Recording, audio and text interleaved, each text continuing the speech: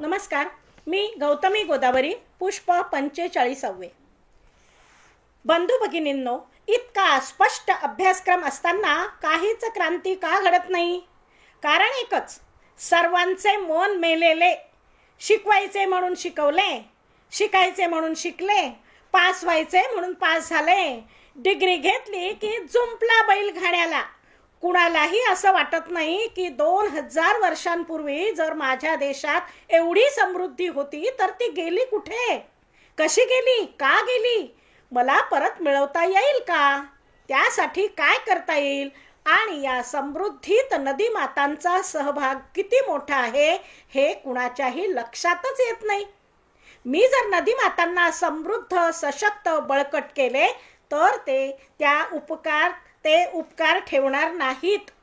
दुपटीने सारं काही परत करतील असा विचार कोणीही करीत नाही. आणि कोणी एखाद्याने चुकून सांडपाणी व्यवस्थापनाचा निश्चित आराखडा तयार केला तर शासन म्हणते हे बरोबर आहे, पण खर्चिक आहे. भारतासारख्या गरीब देशाला ते परवडणार नाही. मित्रांनो, खरंच भारत देश गरीब आहे. आणि निवडणुकीला जो पैशांचा धूर निघतो तो कुठून येतो? निवडणुकीसाठी पैसा आहे, विदेश वाऱ्यांसाठी पैसा आहे, पण दूषित जल व्यवस्थापनासाठी पैसा नाही. हे या भूमीचे दुर्दैव आहे. बंधू भगिनींनो, प्रत्येक गाव, शहर, जिथे जिथे नदी माता आहेत तिथे तिथे त्या नदी मातांच्या विरुद्ध दिशेला सांडपाणी आणि कारखान्यांचेही दूषित जल फिल्टर करून मोठमोठे तलाव निर्माण होऊ शकतील. त्या तलावांच्या आजूबाजूला साग, खैर, ताल, तमाल, चंदन, वड, पिंपळ अशा अनेक जातींच्या वृक्षांचे संगोपन आणि संवर्धन होऊ शकेल. या भूमातेवर पुन्हा जैव विविधता सुखाने नांदेल. पण करणार कोण? हे हात जंगल कापण्यासाठी आहेत, जंगल वाढवण्यासाठी नव्हेत. हे जर ठरलेलेच असेल तर काय करू शकतो आपण? त्या गडचिरोली, सोमनूर, सिरोंचाच्या जंगलातून मोठ्या प्रमाणात सागाच्या वृक्षतोड सुरू आहे. आणि हे सागाच्या लाकडांचे ओंडके काय केले जातात? याच गोदामाईच्या जलात टाकले जातात. ती बिचारी काय करेल? वहन करणे हा तिचा धर्मच आहे. त्याप्रमाणे ती वाहताना त्या ओंडक्यांना घेऊन जाते. पुढे आंध्राच्या जंगलात हे ओंडके काढून घेतले जातात आणि अशी होते सागाची तस्करी. म्हणजे पहा तिचे दुर्दैव. जिथे तिच्या पात्रात जल आहे तिथे तिने चोरांना मदत करायची, आणि जिथे जल नाही तिथे वाळू चोर आहेतच. शिवाय ज्या गावाजवळून ती जाते त्या गावचे सांडपाणी जाता जाता वाहून न्यायचे.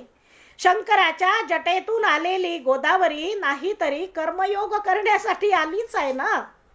मग जाता जाता सांडपाणी नेले तर कुठं बिघडलं? आम्ही शुद्ध पाण्याच्या फॅक्टरीज काढून बाटलीबंद पाणी विकतोय ना, घराघरातून फिल्टर वापरतोयच ना. आणखीन काय पाहिजे? बाकी नदी माता घाण करण्यासाठीच आहेत. कुंभमेळ्याला नाशिक, त्र्यंबक घाण करू, कार्तिकी पौर्णिमेला पुणतांबा घाण करू, नाथषष्ठीला पैठण घाण करू, विजयादशमीला बासर घाण करू, सम्यक्का सारक्काच्या यात्रेत मनचरियाल घाण करू, वैकुंठ एकादशीला भद्राचलम घाण करू, पुष्कर मेळ्यात राजमहेंद्री घाण करू, आणि कितीतरी छोट्या मोठ्या जत्रांमध्ये जाऊन ती ठिकाणे मलिन करू. हा आमचा कर्मयोग. हे जे दुर्योधनाचे बाप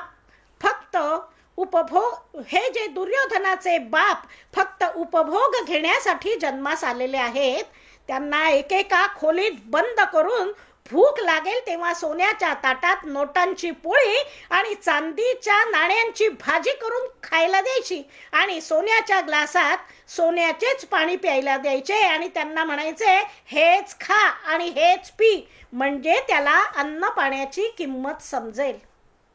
बंधू भगिनींनो, अगदी कुर्मावतारापासून ते कलियुगापर्यंतचे शासक या माईने पाहिलेत. पण 1947 नंतर जन्मास येणाऱ्या मानवापैकी 95% मानव हा भारत मातेचा वैरी म्हणूनच जन्माला आलेली ती पाहते.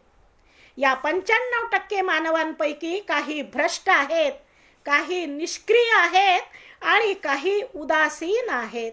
आणि सर्वात महत्वाची गोष्ट म्हणजे हे सर्व सुखी आहेत. भ्रष्ट माणूस भ्रष्टाचार करून सुखी, निष्क्रिय माणूस काहीही न करून सुखी, तर उदासीन माणूस तटस्थ राहून सुखी. आणि उर्वरित 5% मानव तो सैरभैर झालाय. त्याला खूप करायचे आहे, पण कुठून सुरुवात करावी अशा बिकट मनस्थितीत तो सापडलाय. मनुष्यबळ कमी पडते का?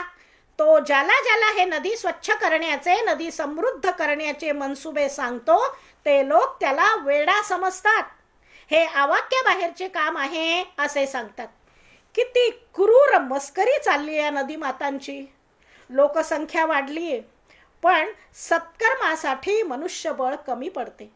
तरी सुद्धा या 5% लोकांनी लक्षात ठेवले पाहिजे की पांडव 5च होते. या 5 पांडवांनी 100 कौरवांचा नाश केला. का? तर धर्म टिकवण्यासाठी. कुठला धर्म? तर मानव धर्म. थोर तत्वज्ञ परमपूज्य पांडुरंग शास्त्री आठवले म्हणतात, जीवन जगण्याची कला शिकवतो तो धर्म.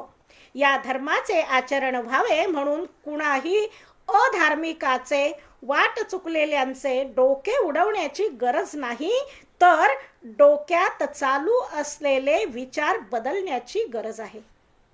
बंधू भगिनींनो, धर्माची इतकी सोपी सरळ व्याख्या जीवनात आचरणात आणून हे 5% लोक जर धावतील, तर पांडवांचे कर्तृत्व आणि त्यांच्या मागे असलेला ईश शक्तीचा आशीर्वाद दोन्ही त्यांच्या पाठीशी उभे राहतील. धन्यवाद.